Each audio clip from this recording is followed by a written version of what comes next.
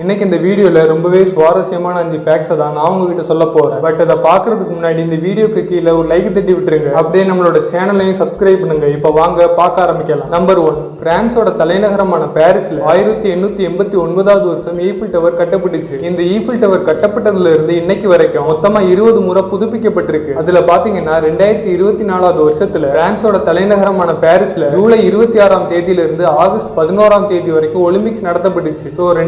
2024ல பாரிஸ்ல அந்த ஒலிம்பிக்ஸ் நடத்தப்படுறதுக்கு முன்னாடி ஈஃபில் டவரை மொத்தமா புதுப்பிக்கணும்னு சொல்லிட்டு 25 பெயிண்டர்ஸ் 18 மாதங்கள் தினமும் வேலை செஞ்சு ஈஃபில் டவர்ல அடிக்கப்பட்டிருந்த பழைய பெயிண்ட்ஸோட லேயர்ஸ் எல்லாம் ரிமூவ் பண்ணி மறுபடியும் அதை ரீபெயிண்ட் பண்ணி 20வது முறையா அந்த ஈஃபில் டவரை புதுப்பிச்சாங்க. 2019ல தொடங்கப்பட்ட இந்த வேலை 2022ல முடிவுக்கு வந்ததா சொல்லப்படுது. அது மட்டும் இல்ல, 20வது முறையா ஈஃபில் டவரை புதுப்பிக்கிறதுக்காக ஆன செலவு $60 மில்லியன் சொல்றாங்க.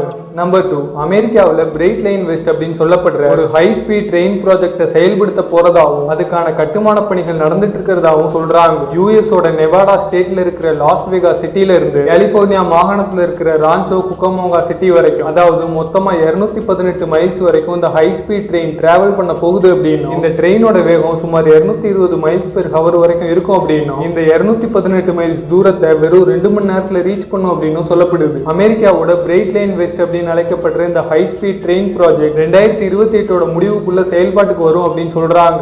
நம்பர் 3, கொரியால கொரியன்களால பாரம்பரியமா கட்டப்பட்ட நிறைய பழைய வீடுகள் இருக்கு. அந்த பாரம்பரிய வீடுகளை ஹனோக் ஹவுசஸ் அப்படின்னு சொல்றாங்க. அந்த பாரம்பரிய கொரிய வீடுகள்ல என்ன ஸ்பெஷல் அப்படின்னு பாத்தீங்கன்னா, இந்த மாதிரியான வீடுகளோட கட்டுமானத்துல இயற்கையாவே வீடை கதகதப்பா வச்சிருக்கக்கூடிய ஒண்டோல் ஹீட்டிங் சிஸ்டம் அப்படின்னு சொல்லப்படுற வீடை வெப்பமாக்கும் முறை இருக்கு. அது எப்படின்னா, பூமியோட தரைக்கும் வீடோட தரைக்கும் இடையில ஒரு சின்ன கேப் இருக்கும். அந்த கேப்போட சமையலறையோட எரியூட்டக்கூடிய பகுதி கனெக்ட் ஆயிருக்கும். அப்படி இருக்கும்போது நாம ஒவ்வொரு முறை சமைக்கும் போதும் சமையலறையில எரியூட்டக்கூடிய பகுதி இருந்து நெருப்பு மூலமா வெளியேற சூடான காத்தும் புகையும் பூமியோட தரைக்கும் வீடோட தரைக்கும் இடையில இருக்கிற அந்த கேப்ல தங்கி வீடை கதகதப்பா வச்சிருக்கும். ஒருவேளை சமையலறையில எரியூட்ட பகுதியில் இருக்கிற நெருப்பை நீங்க அணைச்சாலும் கதகதப்பான உணர்வு உடனே நிக்காம அது ரொம்ப நேரம் நீடிக்கும் அப்படின்னு சொல்லப்படுது. இந்த முறை தான் ஒண்டோல் ஹீட்டிங் சிஸ்டம் அப்படின்னு சொல்றாங்க. இந்த முறையை கொரியன்கள் பாரம்பரியமா 1000 ஆண்டுகளுக்கு மேல பயன்படுத்திட்டு வராங்க அப்படின்னு சொல்லப்படுது. நம்பர் 4, 2013வது வருஷம் ஜப்பான்ல தற்கொலைகள் ரொம்ப அளவுக்கு அதிகமா நடக்குது. இதை எப்படியாவது நாம குறைக்கணும் அப்படின்னு சொல்லிட்டு சூசைட்ஸை குறைக்கிறதுக்காக 2013வது வருஷம் ஜப்பான்ல ஒரு ஆய்வு நடத்தப்பட்டுச்சு. அதாவது நம்மள பெரும்பாலானவங்களுக்கு தெரிஞ்சிருக்கும், கலர்ஸுக்கு பவர்ஸ் இருக்கணும், ஒவ்வொரு நிறத்துக்கும் அந்த நிறத்துக்கு ஏத்த மாதிரி தனித்துவமான குணம் இருக்கணும், நம்மள பல பேர் கேள்விப்பட்டிருப்போம். சோ இதை ஒரு ஐடியாவா வச்சு மனிதர்களோட மனசுல தற்கொலை எண்ணமே வரக்கூடாது, ஒருவேளை தற்கொலை எண்ணம் வந்தாலும் அவங்களோட மனசை அமைதியாக்கி அவங்கள அந்த தற்கொலை எண்ணத்தை கைவிட வைக்கக்கூடிய ஒரு நிறத்தை அவங்க முன்னாடி பிரதிபலிக்கணும் அப்படின்னு சொல்லிட்டு ஜப்பான்ல அவங்களால முடிஞ்ச அளவு பெரும்பாலான இடங்கள்ல இருக்கிற மின் கம்பங்கள் மேல இருக்கக்கூடிய மின் விளக்குகளை நீல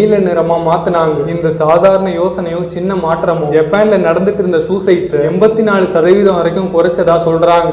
நம்பர் 5, இத்தாலியில கலாபிரியா அப்படின்னு அழைக்கப்படுற ஒரு ரீஜியன் இருக்கு. இந்த கலாபிரியாங்கிற பகுதியில நிறைய கிராமங்களும் இருக்கு. அந்த கிராமங்கள்ல இருக்கக்கூடிய பெரும்பாலான கிராமங்கள்ல மக்கள் தொகை 2000க்கும் கம்மியா இருக்கிறதாவும் மக்கள் தொடர்ந்து கிராமங்களை விட்டு வெளியேறதாவும், இதனால இத்தாலியில இருக்கிற இந்த கலாபிரியாங்கிற பகுதியில மக்கள் தொகை ரொம்ப கம்மியாயிட்டே வரதாவும் சொல்றாங்க. சோ இந்த மக்கள் தொகை சரிவை தடுக்கிறதுக்காகவும் கிராமங்கள் காலியாக கூடாதுங்கிறதுக்காகவும் கலாபிரியா பகுதியில் இருக்கிற கிராமங்கள்ல கைவிடப்பட்ட தொழிலை எடுத்து நடத்துறவங்களுக்கும் இல்லைன்னா புதுசா சிறு குறு தொழில் தொடங்க போற 40 வயதுக்கு உட்பட்ட நபர்களுக்கும் அரசாங்கமே 28,000 யூரோ வரைக்கும் உதவித்தொகையை கொடுக்கறதுக்கான ஒரு ஸ்கீம் வச்சிருக்காங்க. இந்த ஸ்கீம்ல இருக்கிற ஒரு முக்கியமான ரூல் என்ன அப்படின்னா, உங்களோட பிசினஸ்க்கு தேவையான கேஷ் அப்ரூவல் ஆன அடுத்த 90 நாட்களுக்குள்ள கலாபிரியா பகுதியில் இருக்கிற எந்த கிராமத்துல நீங்க உங்களோட பிசினஸ் ஸ்டார்ட் பண்ண போறீங்களோ அந்த இடத்துக்கு நீங்க ஷிஃப்ட் ஆயிடணும். இல்லைன்னா உங்களுக்கு அப்ரூவல் ஆன கேஷ் கேன்சல் செய்யப்படும். நாம வீடியோவோட எண்டுக்கு வந்தாச்சு. இந்த வீடியோ உங்களுக்கு பிடிச்சிருந்தா லைக் பண்ணுங்க, ஷேர் பண்ணுங்க, அப்படியே நம்மளோட சேனலையும் சப்ஸ்கிரைப் பண்ணுங்க. மறக்காம பக்கத்துல இருக்கிற பெல் ஐகானை பிரஸ் பண்ணி நோட்டிபிகேஷன் ஆல்னு கொடுங்க. அப்பதான் நான் என்னோட சேனல்ல அடுத்தடுத்து போஸ்ட் பண்ற எல்லா வீடியோஸும் உங்களுக்கு நோட்டிபிகேஷன்ல வரும். அப்புறம் மறுபடியும் இதே மாதிரி ஒரு இன்ட்ரெஸ்டிங்கான வீடியோல வந்து உங்களை சந்திக்கிறேன். அதுவரை உங்களிடமிருந்து விடைபெறுவது நான் உங்கள் ரகுராம்.